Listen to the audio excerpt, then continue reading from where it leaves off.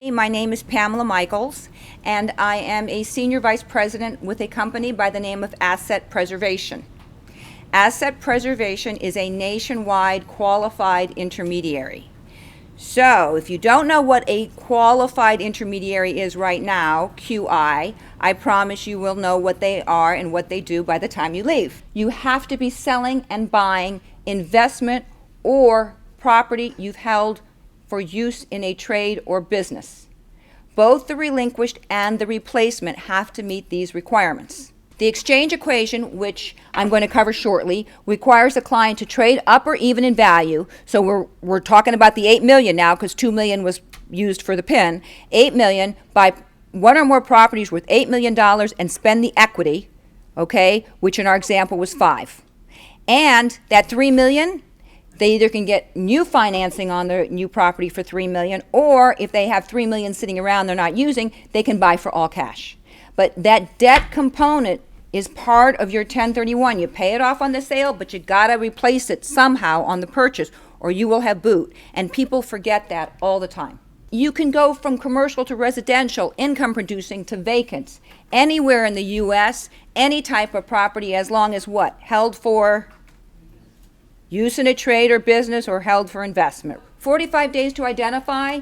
It's also very wise, if you can't close in the 45 days, to at least be under contract to buy all your replacement property. Otherwise, whether you're ever going to get a contract is anybody's guess, and you could end up not having a proper exchange because you can't close in time. The idea today, though, is to give you enough information to decide if you do need to learn more about it, right?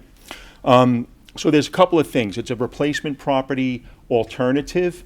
The investment is actually offered as a Reg D private placement. The other thing that's important is that because they are private placements, you have to be an accredited investor to invest in a DST. So an accredited investor has a $1 million net worth outside of the personal residence. The risks that are inherent in that real estate investment, if it has debt on it, that's the risk. There are some other components of the DST, some rules that it has to comply with, and I will get into all of that. But for the most part, the real estate risk inherent in that real estate exists in the DST investment. I'll give you a basic a summary of a DST. Today, we're in the offices of Newmark Knight. They're owned by Cantor Fitzgerald. Cantor Fitzgerald is an up-and-coming DST sponsor. We're very grateful for the use of the room. You'll see that the presentation that I'm using is with Inland Private Capital.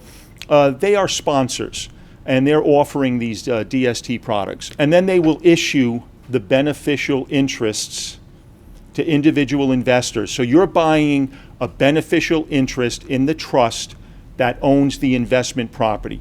The IRS recognizes that beneficial interest as ownership of the real estate that the trust owns for the purposes of the 1031 exchange.